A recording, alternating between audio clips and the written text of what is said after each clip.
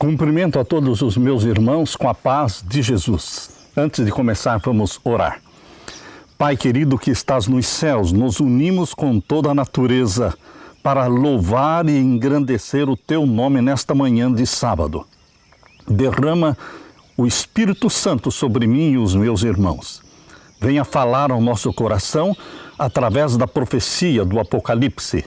Abre a nossa mente para entendermos a profecia e vivermos como a última geração nesta terra, preparando-nos e preparando um povo para a segunda vinda de Jesus.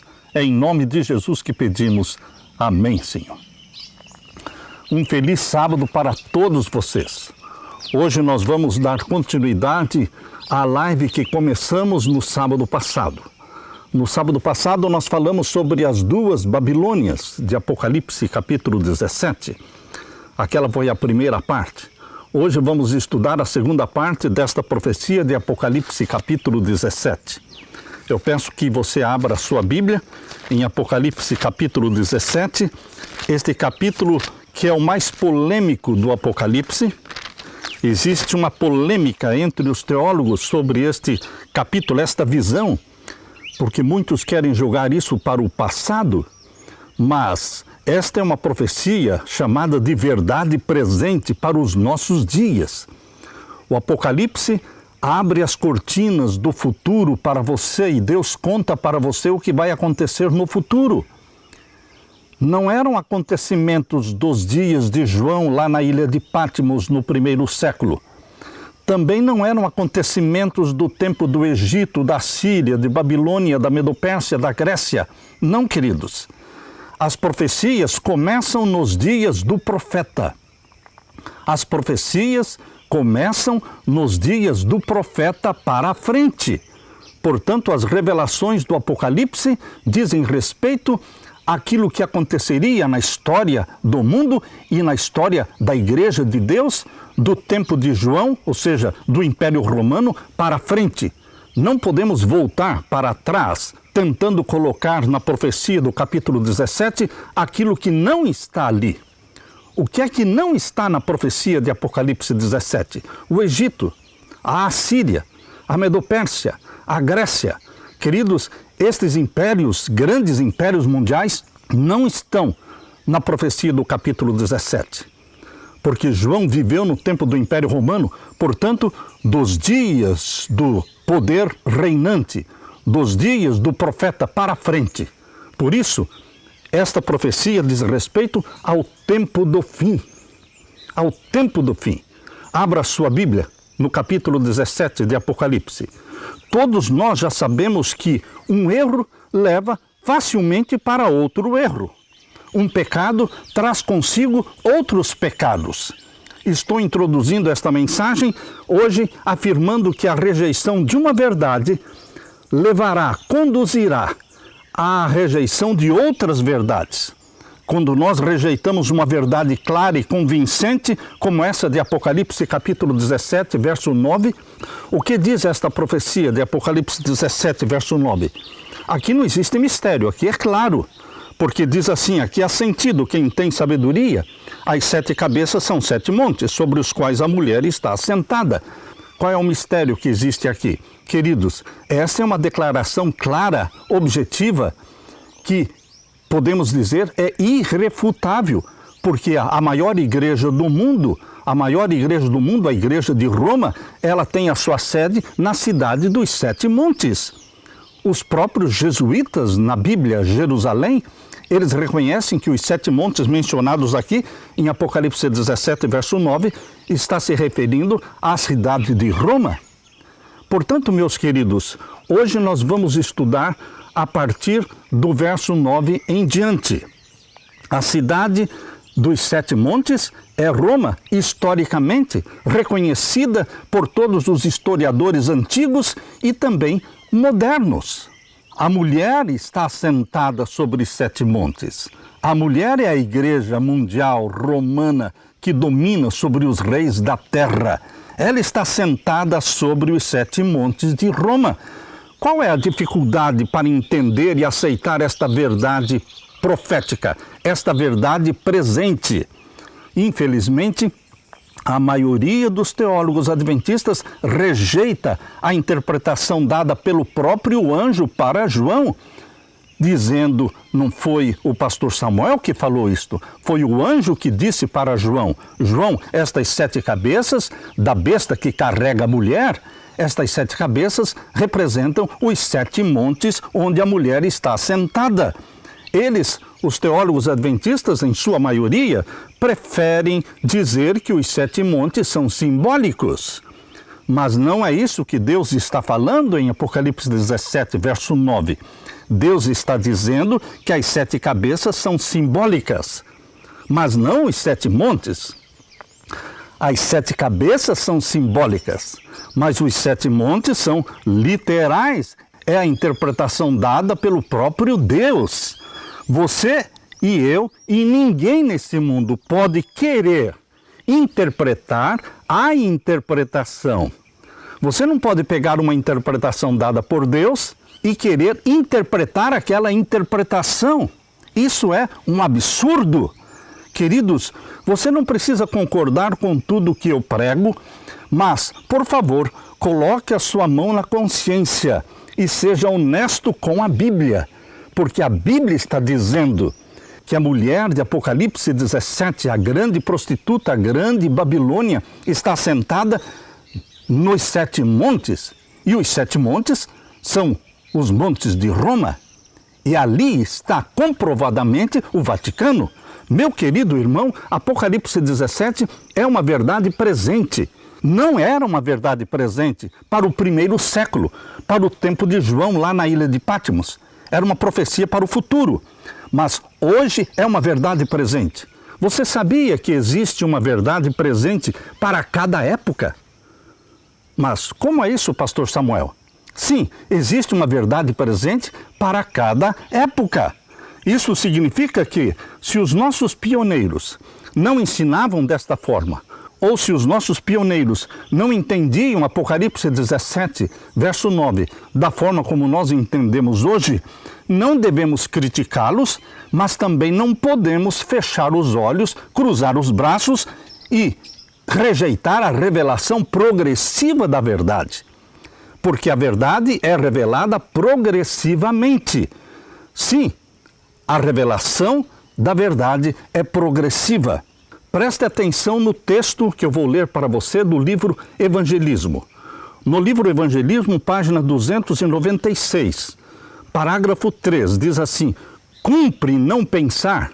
Bem, temos toda a verdade, compreendemos as principais colunas da nossa fé e podemos descansar neste conhecimento. A verdade é progressiva, diz a serva de Deus, e precisamos andar em luz crescente. Evangelismo, página 296, parágrafo 3. E ainda, no Grande Conflito, página 297, parágrafo 2.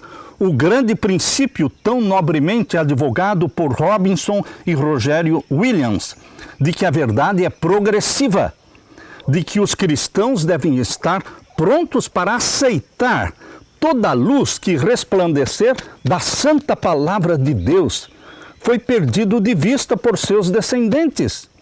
Este princípio da verdade progressiva, da revelação progressiva, tão nobremente defendida por Roger Williams e Robinson, foi perdida pelos seus descendentes. Grande Conflito, 297, parágrafo 2. E ainda lemos, no mesmo Grande Conflito, página 143. A oposição é a sorte de todos aqueles a quem Deus emprega para apresentar verdades especialmente aplicáveis para o seu tempo. Havia uma verdade presente nos dias de Lutero, presta atenção. É Deus que está falando no Grande Conflito, página 143, 144. Existia uma verdade presente nos dias de Lutero, verdade de especial importância naquele tempo. Há uma verdade presente para a igreja hoje. Há uma verdade presente para a igreja hoje. Esta verdade presente para a igreja hoje não era uma verdade presente no primeiro século, não era uma verdade presente no tempo de Martinho Lutero, não era uma verdade presente nos dias dos nossos pioneiros. mas é uma verdade presente hoje. Eu estou lendo Grande Conflito 143, 144. Há uma verdade presente para a igreja hoje. Os que apresentam a verdade para este tempo não devem esperar ser recebidos com mais favor do que o foram os primeiros reformadores. O grande conflito entre a verdade e o erro, entre Cristo e Satanás, há de aumentar em intensidade até o final da história deste mundo. Queridos, voltando os nossos olhos para Apocalipse 17, verso 9, leia comigo. Aqui há sentido, quem tem sabedoria, as 7 cabeças são 7 montes sobre os quais a mulher está assentada. Deus deu a visão no capítulo 17, verso 1 até o verso 6. Quando chegou no verso 7, capítulo 17, verso 7, Deus disse que agora ele explicaria para João o mistério desta profecia, desta visão. Verso 7, e o anjo me disse, por que te admiras? Eu te direi o mistério da mulher e da besta aqui atrás, a qual tem 7 cabeças e 10 chifres. Então, a partir do verso 8, o anjo de Deus começa a explicar para João qual era este mistério. E no verso 9, o anjo diz, João, as 7 cabeças são simbólicas, mas os 7 montes são literais. É exatamente o local geográfico onde está a sede da Igreja Mundial de Roma, onde a mulher está sentada, a grande Babilônia. As 7 cabeças do dragão, que carrega a prostituta, são 7 montes de Roma. Agora, queridos, podemos então avançar para o verso 10. E aqui no verso 10 diz, e são também 7 reis. Queridos, 7 cabeças são simbólicas. 7 montes são literais. 7 cabeças são simbólicas. 7 reis são literais. Eu louvo a Deus por ter dado o símbolo e também ter dado a interpretação. Você também louva a Deus porque Ele deu o símbolo e também deu a interpretação? Ou você ficou zangado com Deus? Zangado com o anjo que revelou esta verdade para João? Você está resistindo à verdade presente? Até mesmo os jesuítas concordam que os 7 montes são de Roma. Se a visão de Apocalipse 17 está falando da igreja de Roma desde o verso 1. Roma não surge de repente no capítulo 17, não. Roma está sendo apresentada por Deus, Deus já está preparando a sua mente do capítulo 17, verso 1 em diante. Ele vem preparando a nossa mente, mostrando que o foco é Roma, o foco é Roma. Se a igreja de Roma é a grande Babilônia, a mãe das prostituições da terra, se as 7 cabeças do dragão que carrega a mulher são os 7 montes de Roma onde a mulher está assentada, então, queridos, a conclusão é lógica, é óbvia. Os 7 reis mencionados em Apocalipse 17, verso 10, também são reis de Roma. A profecia vem preparando a sua mente desde o verso 1, para chegar aqui no verso 10 e dizer, estes 7 reis também são de Roma. Porque todo o contexto, o foco de toda esta profecia é Roma, não é o Egito, não é a Síria, não é a Medo-Pérsia, não é a Grécia. Não podemos fugir do foco. Desde o verso 1, Deus está revelando para você. O foco é Roma, o foco é Roma. Mas Satanás está tentando tirar o foco de Roma e conduzir sua mente para os impérios mundiais do passado. O Espírito Santo está dizendo para você nesta manhã, meu querido irmão, minha querida irmã, não perca o foco, não perca o foco. Fique com a Bíblia, o que a Bíblia está falando. Não queira colocar no capítulo 17 o que não está ali. Não introduza na visão o que não pertence à visão. Essa é uma verdade presente para os nossos dias. Os 7 montes são de Roma e os 7 reis também são de Roma. Não complique a profecia de Apocalipse 17, trazendo para dentro dela o que não pertence a ela. A profecia está falando de 7 reis papais no tempo do fim. Para o Papa ser rei, ele precisa ter um reino. Queridos, desde 1798, quando o Papa Pio VI foi ferido e foi destronado e foi preso, desde 1798 até 1929, é a ferida mortal. Todos pensaram que esta ferida mortal, mencionada em Apocalipse 13, e o verso 2 e 3, seria o fim do papado. Mas a profecia de Apocalipse 13, verso 3, diz que esta ferida seria curada e que o papado voltaria e que toda a terra se maravilharia diante do papado. Isso está muito claro aqui em Apocalipse 13, verso 3 em diante. E vi uma das suas cabeças como ferida de morte, e a sua chaga mortal foi curada. E toda a terra se maravilhou após a besta. Você está vivendo nesse tempo em que a ferida mortal está sendo curada e que a terra toda está se maravilhando diante da besta que subiu do mar, o papado. Todos estão adorando o papado. Todos estão seguindo fielmente as orientações do papado. Todos estão em harmonia com o papado. Todos estão se comprometendo com Roma. Todas as religiões do mundo, todas as igrejas cristãs estão se submetendo a Roma. E o papado está dominando o mundo. O mundo está sendo preparado para a última supremacia papal de 42 meses. E não sou eu que estou falando. É Apocalipse 13, verso 5, que diz que esta última supremacia papal, após a cura da ferida mortal, seria de 42 meses. Meu querido irmão, aqui a Bíblia está abrindo diante de você as cortinas do futuro.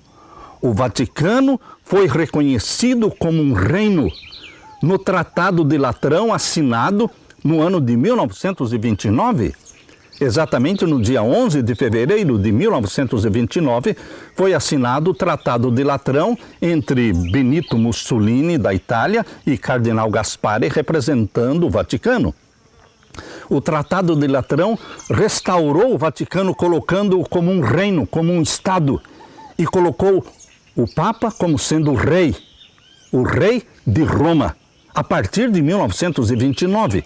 Portanto, queridos, estes 7 reis mencionados na visão de Apocalipse 17, verso 10, são reis de Roma, reis papais. E aqui menciona o verso 10. Continue comigo lendo capítulo 17 e o verso 10. Leia comigo. E são também 7 reis. 5 já caíram, e um existe, outro ainda não é vindo, e quando vier, convém que dure um pouco de tempo. Queridos, essa é uma verdade presente, que não foi entendida no primeiro século, não foi entendida durante a Idade Média, não foi entendida em 1844, mas é uma verdade presente para os nossos dias. A profecia ela é entendida quando ela estiver se cumprindo. Quando estiver no processo de cumprimento, ela será entendida.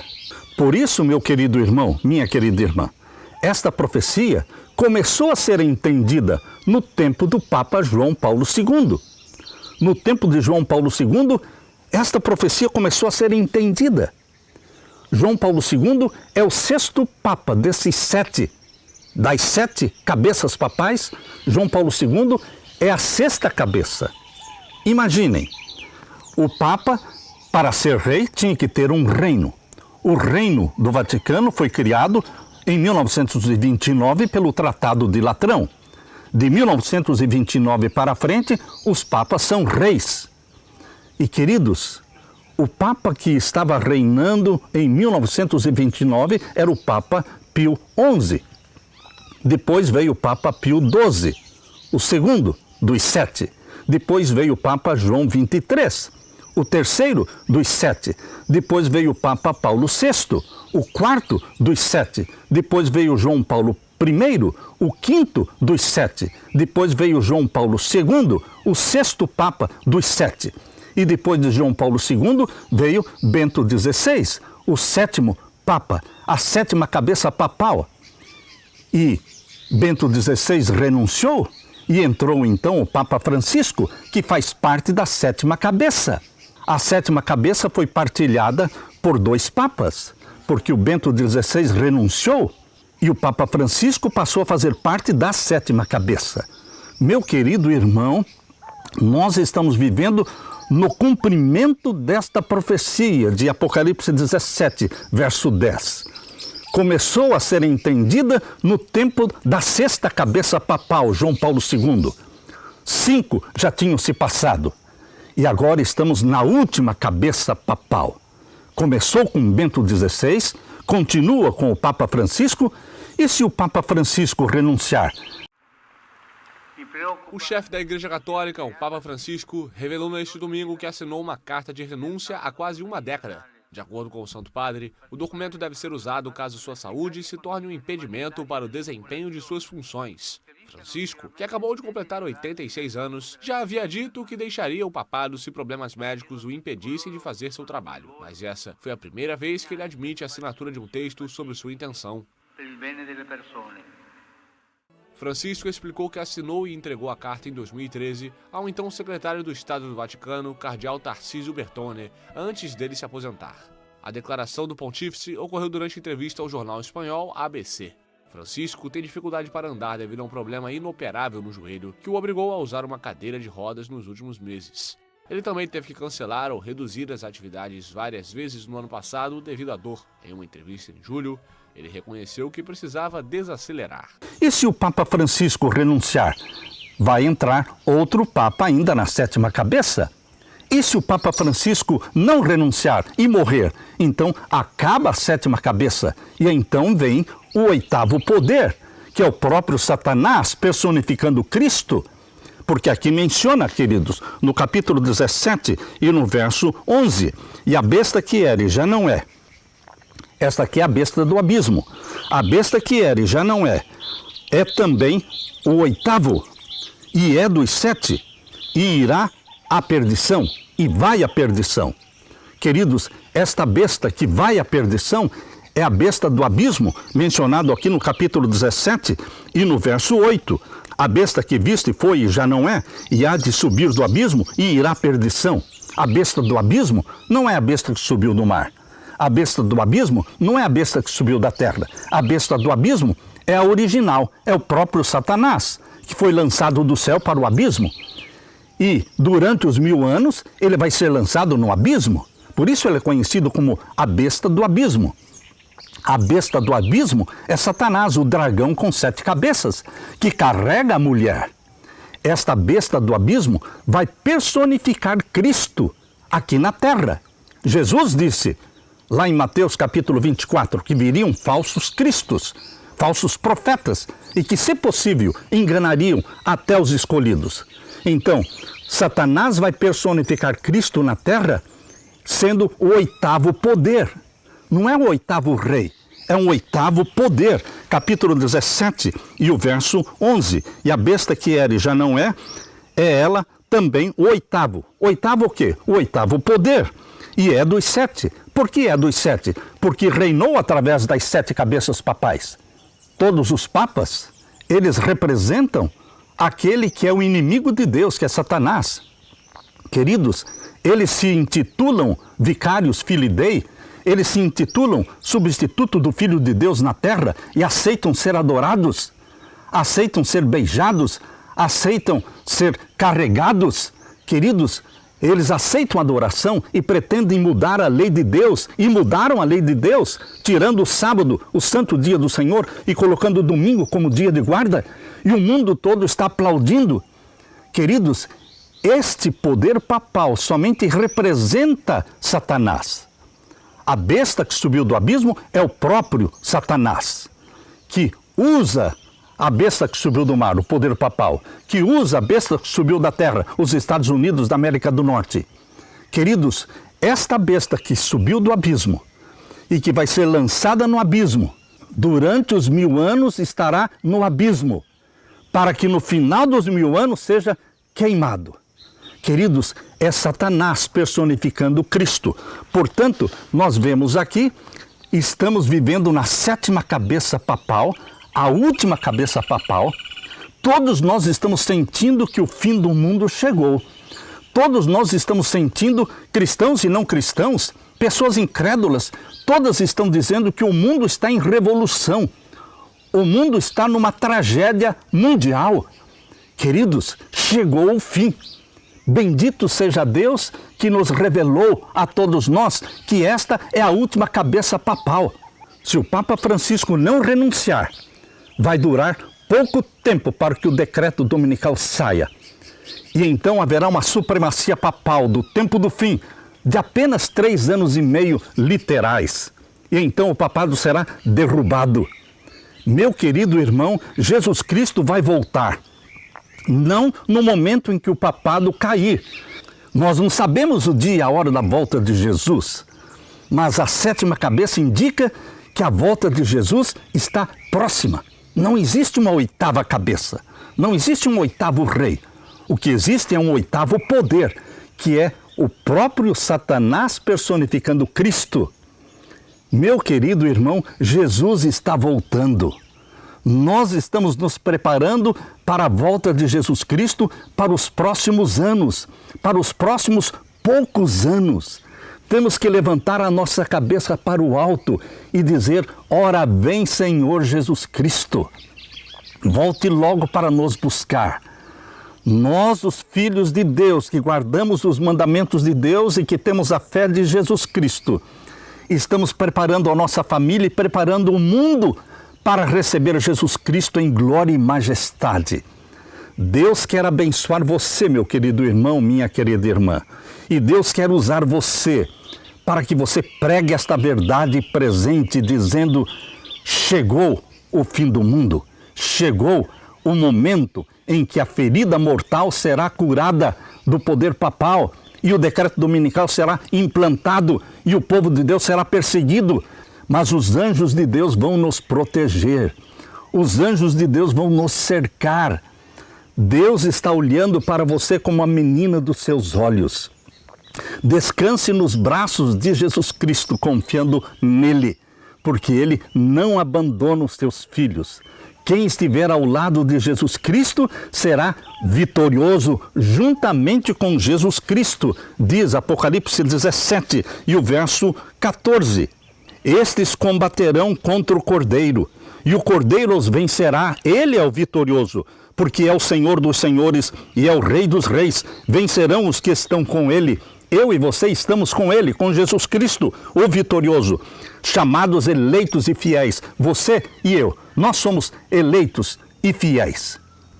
Deus derrame o Espírito Santo sobre você. Que você se regozije com a verdade revelada por Deus na profecia. E que você prepare a sua família para a volta de Jesus. E que você diga: ora vem, Senhor Jesus. Deixe-me orar com você. Pai querido que estás nos céus, obrigado por esta profecia tão clara, tão convincente. Derrama o Espírito Santo sobre mim e os meus irmãos. Abre a nossa mente para entendermos esta verdade presente para os nossos dias. Ajuda-nos a pregar esta mensagem. Ajuda-nos, Pai, derramando o Espírito Santo sobre nós, para que preparemos o mundo e preparemos nossa família para receber Jesus Cristo em glória e majestade. Em nome de Jesus que pedimos. Amém, Senhor, e amém. Deixo com você, meu querido irmão, minha querida irmã, a paz de Jesus. Amém.